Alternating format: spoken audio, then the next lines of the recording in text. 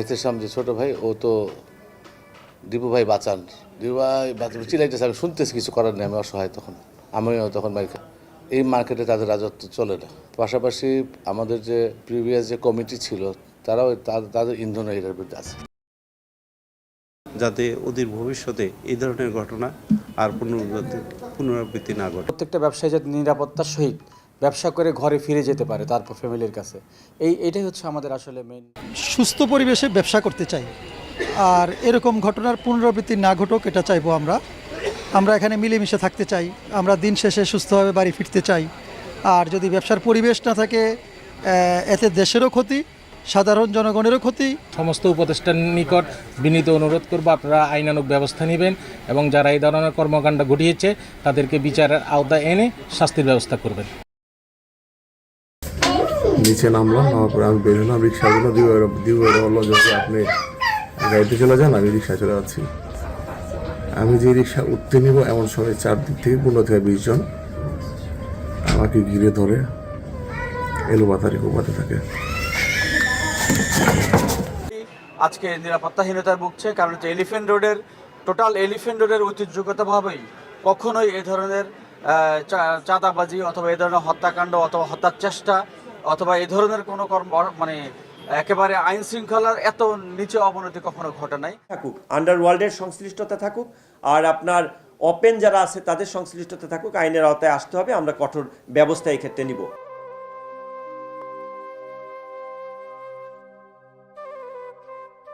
আমরা দুইজনকে অলরেডি গ্রেপ্তার করেছি। এর মধ্যে একজন এজাহারভুক্ত আসামি, তাকে আমরা গ্রেপ্তার করেছি। এখন আমরা আসলে সব কিছুই তো তদন্তর বিষয়, আমরা তাদেরকে জিজ্ঞাসাবাদ করব।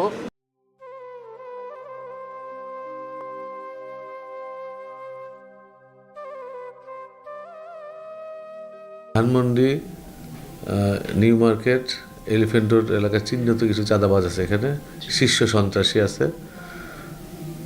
তারা দীর্ঘদিন ধরে আমার সাথে আজকে 3 মাস এই মার্কেটের চাপ প্রয়োগ করত, ব্যবসায়ীদেরকে বিভিন্নভাবে হয়রানি করত। আমি এটার প্রতিবাদ করতাম।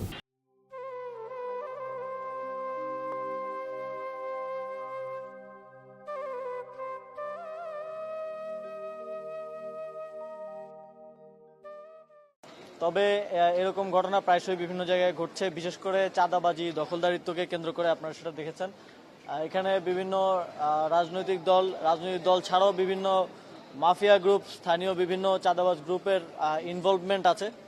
তো এইখানে যেই ঘটনাটা ঘটেছে সেটার বিষয়ে আমাদের আজকে আইন শৃঙ্খলা বিষয়ক একটা মিটিং ছিল, সেখানেও কথা হয়েছে এবং ইতিমধ্যেই একজনকে গ্রেফতার করা হয়েছে এবং নির্দেশনা দেওয়া হয়েছে যারা এর সাথে জড়িত সকলকে গ্রেফতার করার জন্য।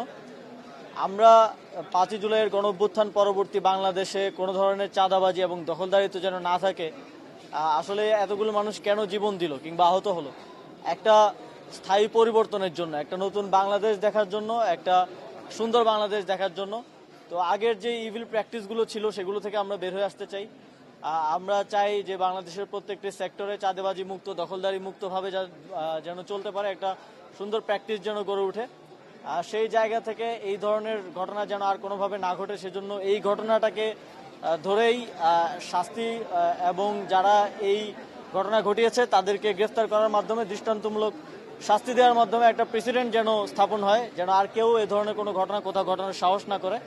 আর সেটা নিশ্চিত করার ক্ষেত্রে অন্তর্বর্তীকালীন সরকার কাজ করবে। যেটা আপনারা জানেন ইতিমধ্যেই পত্রিকার মাধ্যমে যে এখানে চাঁদা চাওয়া হয়েছিল, না দেওয়ার কারণে কিংবা না হওয়ার কারণে এই ধরনের একটা ঘটনা ঘটানো হয়েছে, হামলার মতো ঘটনা ঘটানো হয়েছে। আমরা বাংলাদেশের সকল ব্যবসায়ীদেরকে এটা নিশ্চিত করতে চাই যে এই ধরনের অবৈধভাবে কাউকে কোনো প্রকার চাঁদা আপনারা দেবেন না। কেউ যদি চায় সেক্ষেত্রে আপনারা আমাদের আইন শৃঙ্খলা বাহিনীকে জানাবেন, আপনারা 999-এ ফোন করবেন অথবা যে কোনোভাবে আমাদেরকে জানাবেন। এছাড়াও সারা দেশে আপনারা জানেন এখন রাজনৈতিক দলগুলো চাঁদাবাজির বিরুদ্ধে অবস্থান নিচ্ছেন, আপনারা তাদের নেতৃবৃন্দকে জানাতে পারেন। এছাড়াও ছাত্ররা আছে, তাদেরকে জানাতে পারেন। আশা করি গণঅভ্যুত্থান পরবর্তী বাংলাদেশে চাঁদাবাজির বিরুদ্ধে, আপনারা জানেন যে পুলিশে আগে একটা প্রচলন ছিল যে পুলিশের সাথে মিলেমিশে এই গ্রুপগুলো চাঁদাবাজিটা করত। এখন পুলিশকে আমরা সর্বতভাবে এর থেকে বিরত রাখার চেষ্টা করছি এবং যে কোনো জায়গায় এ ধরনের কোনো অভিযোগ কিংবা ন্যূনতম প্রমাণ পাওয়া গেলেই সেখানকার কর্মকর্তার বিরুদ্ধে ব্যবস্থা নেওয়া হচ্ছে।